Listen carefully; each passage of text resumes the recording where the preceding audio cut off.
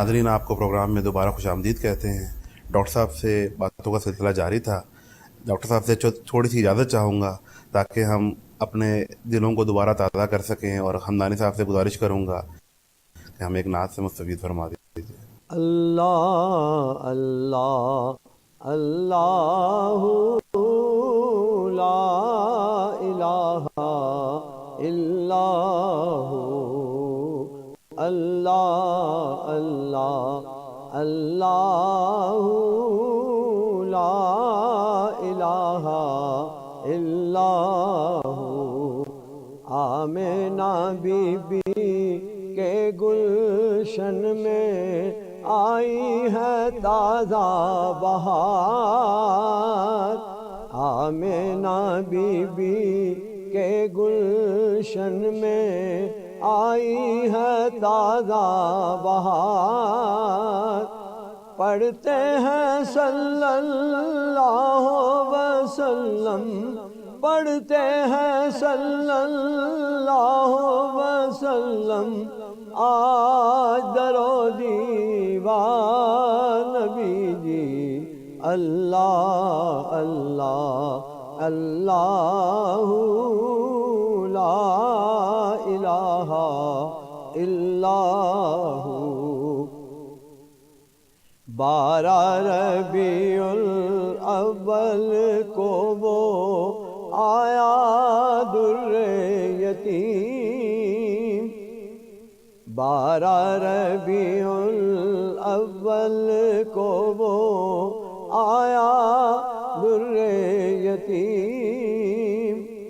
माह नबूवत मेहरे रिसालत, माह नबूवत मेहरे रिसालत, साहिब खुल्क अज़ीम नबी जी।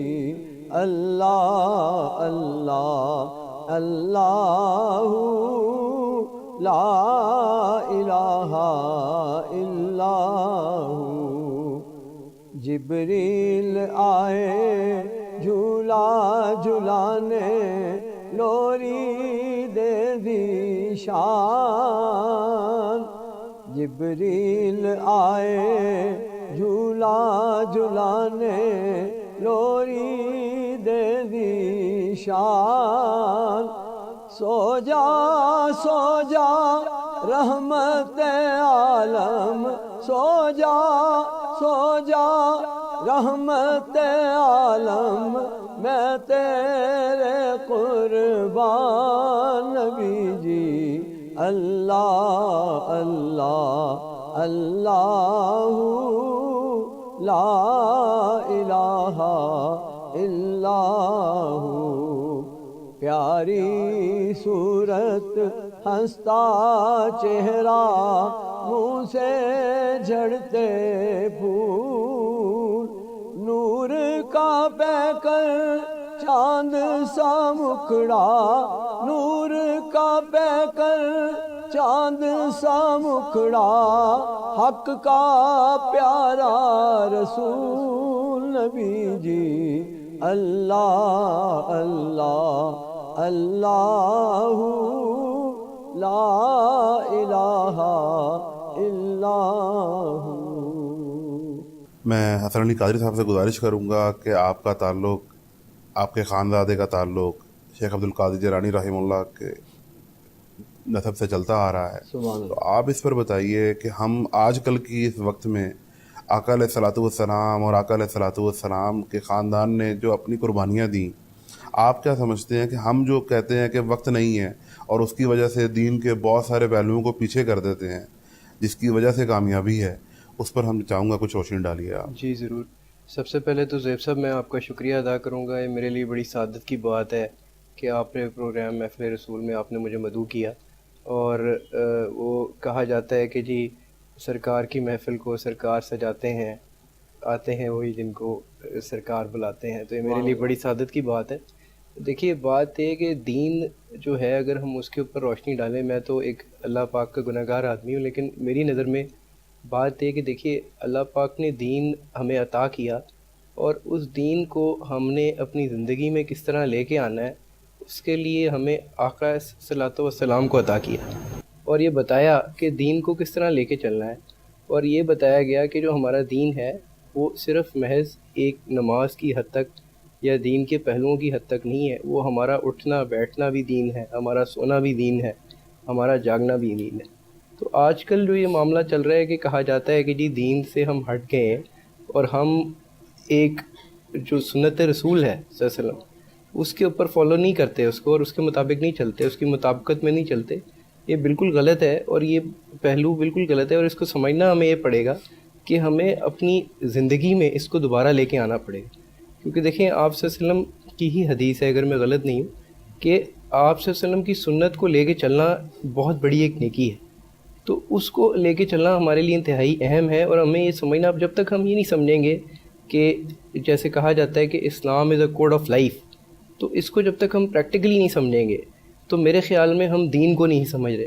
اور دیکھیے دین کامل ہی تب ہوتا ہے جب آپ کا یقین آقا صلی اللہ علیہ وسلم کی زندگی پہ اور ان کی سیرت پہ ہوتا ہے، کیونکہ کلمہ طیبہ کہتا ہے لا الہ الا اللہ محمد رسول اللہ صلی اللہ علیہ وسلم، تو لا الہ الا اللہ پہ بات ختم نہیں ہوئی، بات کی جو انتہا ہوتی ہے وہ محمد رسول اللہ پہ ہوتی ہے۔ ڈاکٹر صاحب آپ کی طرف آؤں گا اس شعر سے کہ غرور ٹوٹ گیا کوئی مرتبہ نہ ملا، ستم کے بعد بھی حاصل جفا نہ ملا، سر حسین تو مل گیا یزید کو لیکن شکست تو یہ تھی کہ پھر بھی جھکا ہوا نہ ملا۔ تو آپ یہ بتائیے کہ حسین رضی اللہ تعالیٰ عنہ نے سجدے میں اپنے سر کو اپنے اللہ کے لیے پیش کر دیا، اور ہمارے پاس اسی رب تعالیٰ کے سامنے جھکانے کو وقت نہیں نماز کے لیے۔ آپ کیا سمجھتے ہیں کہ آج کل کے عصری علوم کو سیکھ کر فلاح اس میں ہے، یا وہ غیر مسلم جن کو ہم یہ بتانا چاہتے ہیں کہ حسین رضی اللہ تعالیٰ عنہ کی کوئی ضد نہیں تھی، یہ صرف آقا علیہ الصلوۃ والسلام کی محبت تھی اور اللہ سبحانہ و تعالیٰ عز و جل کا حب تھا جس کے لیے اپنے سر کا نذرانہ پیش کر دیا اور اپنی آل کو پیش کر دیا؟ واہ واہ سبحان اللہ۔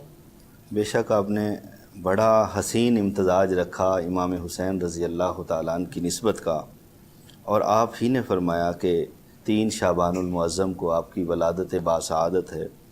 اس ماہ مقدس میں امام حسین رضی اللہ تعالیٰ عنہ کی نسبت ایک خاصہ ہے، اور اس کا فیضان ہے کہ نبی مکرم صلی اللہ علیہ وسلم کے دوش نبوت پر کھیلنے والا شہزادہ اسی ماہ مقدس میں دنیا میں ظہور پذیر ہوتا ہے، اور اسی نسبت کو آپ لے لیجئے۔ آپ نے فرمایا کہ نماز ایک ایسا وصف ہے جو کافر اور مسلمان میں تفریق کرتا ہے۔ ہماری بدقسمتی ہے کہ آج ہم اس سے بیگانہ ہو گئے۔ احکامات خداوندی قرآن پاک میں جا بجا ہیں، اور قرآن میں ایک دفعہ کسی حکم کا آ جانا کافی ہے، لیکن واحد یہ عبادت جسے آپ نماز کہتے ہیں، اس کے قائم کرنے کے لیے 700 مرتبہ قرآن نے گردانا ہے اسے۔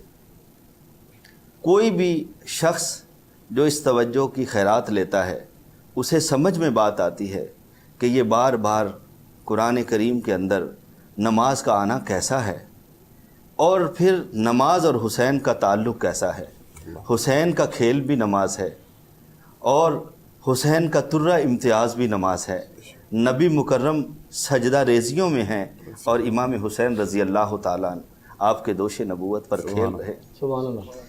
کوئی کہنے والا یہ نہ کہہ سکے کہ امام حسین نے دوش نبوت کی بہاریں تو لی ہیں، آپ نے کہا میں وعدہ بھی ایفا کروں گا۔ وہ کیا خوب ہے، یہ فیضان نظر تھا کہ مکتب کی کرامت کس نے سکھلائے اسماعیل کو آداب فرزندی۔ ادھر آداب فرزندی کی طرف جب اقبال لب کشائی کرتے ہیں تو وہ پوچھتے ہیں، ابراہیم علیہ السلام کی بارگاہ میں جا کے ملتمس ہوتے ہیں، تو حضرت اسماعیل علیہ السلام کہتے ہیں کہ آپ مجھے صابرین میں پائیں گے، اور امام حسین رضی اللہ تعالیٰ عنہ نے یہ نہیں کہا آقا اگر آپ حرم کی نورانیت کو چھوڑ کر غار حرا کو نور بخش رہے ہیں تو دنیا دیکھے گی کہ 8 ذی الحج کو بدھ کے دن حسین ابن علی بھی حرم چھوڑ کر سوئے کربلا کارواں کو لے کر چلے گا۔